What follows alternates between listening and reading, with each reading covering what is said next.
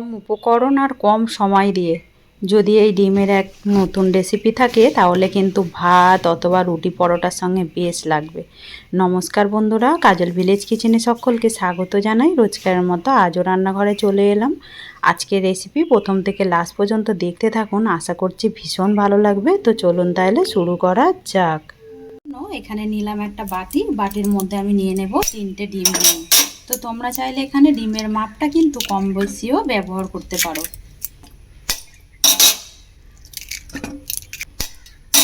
সমস্ত ডিমগুলোকেই আমি একটা বাটির মধ্যে ভেঙে নিয়ে নিলাম। এবারে দিয়ে দেবো এখানে স্বাদ মতো লবণ বা মাপ মতো লবণ, আর কিছুই দেবার দরকার নেই। এবারে লবণটাকে দিয়ে একটা কাঁটা চামচ নিয়েছি, এইটা দিয়ে ডিমটাকে খুব ভালো করে ফাটিয়ে নিতে হবে। কাঁটা চামচ দিয়ে ফাটলে কিন্তু খুব ভালোভাবে ডিমটা এভাবে ফাটা যায়। সমস্ত ডিমগুলোকেই আমি একটা কাঁটা চামচ দিয়ে ফেটে নিলাম। এইভাবে দেখতে পাচ্ছ একটা কড়া গরম হতে বসিয়েছি, কড়ার মধ্যে দিয়ে দেব সাদা তেল। তো এখানে আমি দিয়ে দেব 2 চামচ সাদা তেল। এখানে তেলটা বেশ গরম হয়ে গেছে। এই সময় গ্যাসটাকে একটু আস্তে করে দেব, যেহেতু ডিম দেবার মাত্রে কিন্তু ডিমটা একদম ভাজা হয়ে যাবে। তো এখানে অর্ধেক ডিমের ব্যাটার আমি দিয়ে দেব, দিয়ে এবারে চারিদিকে এইভাবে একটু সেট করে দেব। যখনই দেখবে হালকা এরকমভাবে গাটা একটু শুকিয়ে আসবে, তখন আমি ডিমটাকে এইভাবে সুন্দর করে উল্টে উল্টে একটা ফোল্ড করে নেব। তো যেহেতু এক হাত দিয়ে কিন্তু হবে না, এরকম দুটো কিছু নিব, নিয়ে এইভাবে সুন্দর করে এটাকে ফোল্ড করতে হবে। আর এই সময় যেহেতু কাঁচা রয়েছে, ডিমটা কিন্তু খুব সুন্দরভাবে এইভাবে ফোল্ড হতে থাকবে।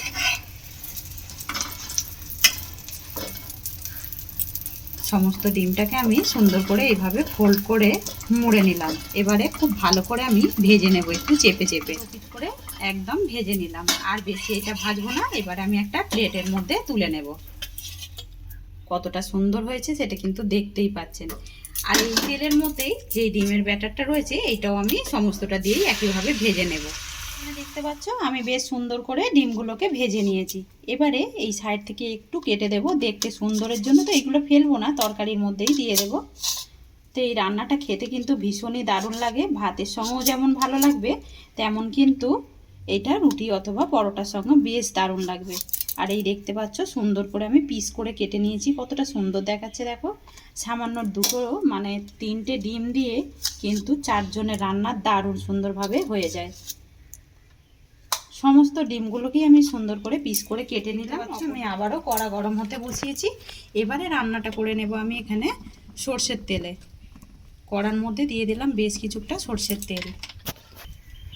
তো তেলটা কিন্তু এখানে বেশ গরম হয়ে গেছে। এবার আমি এর মধ্যে দিয়ে দেব একটা ফাটিয়ে নেওয়া তেজপাতা আর বেশ কিছুটা গোটা জিরে। ফোড়নে আমি এই দুটো ব্যবহার করলাম। তোমরা চাইলে এখানে তোমাদের পছন্দ মতো ফোড়ন কিন্তু দিতে পারো। যখনই ফোড়নটা সুন্দরভাবে ভাজা হয়ে যাবে, একটা মিষ্টি গন্ধ আসবে, তখনই দিয়ে দেবো এখানে ছোট্ট সাইজের একটা মাঝারি সাইজের পেঁয়াজকে এইভাবে টুকরো করে কেটে নিয়েছি। কেটে নেওয়া পেঁয়াজটা দিয়ে দেবো। পেঁয়াজটাকে দিয়ে খুব ভালো করে একটু ভেজে নেব, একটা রং আসা পর্যন্ত। ততক্ষণে চলো একটা মশলা করে নিয়ে একটা মিক্সিং জারের মধ্যে দিয়ে দেবো এখানে আমি 2 টুকরো আদা, আর দিয়ে দেবো এখানে কাঁচা পাকা লঙ্কা।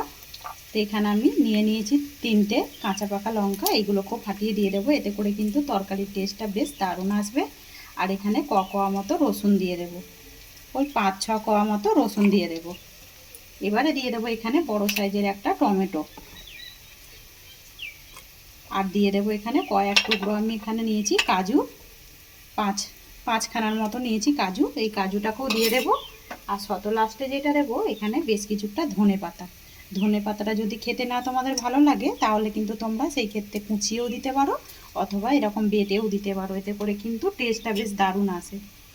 সামান্য একটু জল দেব, জল দিয়ে এবারে মিক্সির ঢাকাটাকে বন্ধ করে খুব ভালো করে আমি মশলাটাকে রেডি করে সুন্দর করে আমি মশলাটাকে রেডি করে নিলাম। অপর দিকে দেখতে পাচ্ছ পেঁয়াজটাও বেশ ফোড়নের সঙ্গে কিন্তু এইভাবে ভাজা হয়ে গেছে। এইভাবেই ঠিক ভেজে নিতে হবে। আর এই সময় কিন্তু গ্যাসটাকে আস্তে রেখে সমস্ত মশলাটাই আমি এর মধ্যে দিয়ে দেব। সমস্ত মশলাটাই আমি দিয়ে দিলাম ফোড়নের মধ্যে। এবারে এটাকে খুব ভালো করে একটু নাড়াচাড়া করে একটু ভেজে নেব, যাতে করে সমস্ত যে আদা রসুনের গন্ধটা একেবারে উগ্র চলে যায়। এটাকে ঢাকা চাপা দিয়ে আমি মশলাটাকে একটু কষিয়ে নেব। তো এখানে মশলাটাকে আমি ঢাকা চাপা দিয়ে বেশ সুন্দরভাবে কষিয়ে নিয়েছি। আর এখানে দেখতে পাচ্ছ কত সুন্দর তেল কিন্তু ছাড়তে শুরু করেছে। মশলার যেরকম একটা কালার ছিল কাঁচা সময়, এখন কিন্তু অনেকটাই পাল্টে গেছে। এবার এর মধ্যে দিয়ে দেব মিক্সি ধোয়া অল্প করে একটু জল, ওই 3-4 চামচের মতো দিয়ে দিলাম জল। এবারে এর মধ্যে কিছু গুঁড়ো মশলা অ্যাড করবো, রোজকার মতো যেই মশলা আমরা ব্যবহার করে থাকি। দিয়ে দেব সামান্য একটু সুন্দর রং হবার জন্য হলুদ গুঁড়ো। এবারে দিয়ে দেব আমি জিরে গুঁড়ো, আর দেবো এখানে বেশ কিছুটা ধনে গুঁড়ো। সব সমান সমান মাপেরই দিচ্ছি। আর ঝালটা কিন্তু তোমরা তোমাদের পছন্দ মতোই ব্যবহার করবে। যেহেতু আমি এখানে 2.5-3খানার মতো কাঁচা লঙ্কা ব্যবহার করেছিলাম, আমি এখানে 1/2 চামচের মতো দিয়ে দিচ্ছি গুঁড়ো লঙ্কা। এবারে এই সময়তেই দিয়ে দেবো আমি স্বাদ মতো লবণ বা মাপ মতো লবণ। লবণটাও তোমরা তোমাদের মাপ মতো বা স্বাদ মতো কিন্তু ব্যবহার করে থাকবে। সমস্ত উপকরণগুলোকে বেশ ভালো করে মিশিয়ে নেব। যেহেতু জল দিয়েছি, এই গুঁড়ো মশলাগুলো পুড়ে যাওয়ার কোনো কারণ নেই। এবারে আবার একটু কষাতে থাকবো। তো তার আগে আমি এর মধ্যে দিয়ে দেব স্বাদ মতো চিনি বা মাপ মতো চিনি। চিনিটা যদি তোমাদের বারণ থাকে তাহলে কিন্তু বাদ দিয়েও করতে পারো।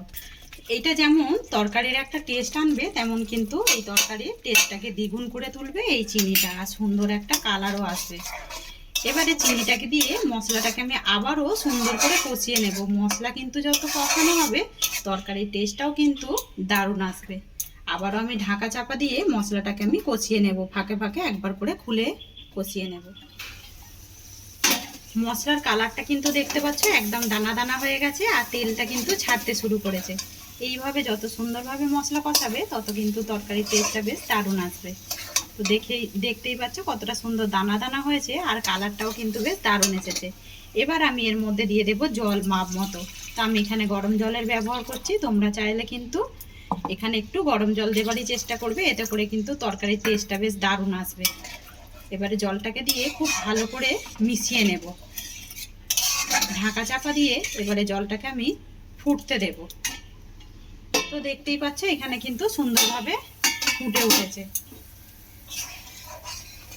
এবার আমি এর মধ্যে দিয়ে দেব এই ফাঁকেই গরম মশলা গুঁড়ো। এই সময় যদি গরম মশলাটা দিই তাহলে কিন্তু বেশ ভালোভাবে গ্রেভির সঙ্গে কিন্তু মিশে যায়।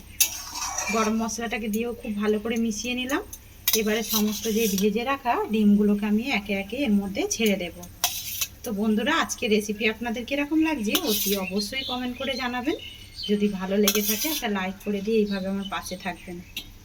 সমস্ত ডিমগুলোকেই আমি দিয়ে দিলাম, দিয়ে এবারে খুব সুন্দরভাবে রান্না করে নেব। একেবারে ডিমের এক নতুন পদ তৈরি করলাম, আর কতটা সুন্দর দেখতে লাগছে দেখুন। একদম জিভে জল আনা এক রেসিপি। এটা যেমন আগেই বলেছি গরম গরম ভাতের সঙ্গে ভালো লাগবে দুপুরে, তেমন কিন্তু এটা রুটি অথবা পরোটার সঙ্গে কিন্তু বেশ ভালো লাগবে। তো এখানে দেখতেই পাচ্ছ সুন্দর এক ডিমের রেসিপি আপনাদের সঙ্গে তৈরি করলাম। এটা যেমন গরম ভাতের সঙ্গে ভালো লাগবে, তেমন কিন্তু বলেইছি রুটি অথবা পরোটার সঙ্গে বেশ লাগবে। তো আজকের রেসিপি আপনাদের কীরকম লাগলো অতি অবশ্যই কমেন্ট করে জানাবেন। যদি ভালো লেগে থাকে একটা লাইক করে দিয়ে এইভাবে আমার পাশে থাকবেন, আমাকে সাপোর্ট করবেন। আমার এরকম নিত্য নতুন রান্নার জন্য পাশে থাকা বেল আইকনটি প্রেস করবেন। সবাই ভালো থাকবেন, সুস্থ থাকবেন। ধন্যবাদ। আবারও কোনো নতুন রেসিপি নিয়ে ফিরে আসবো। আজকের মতো এই পর্যন্ত।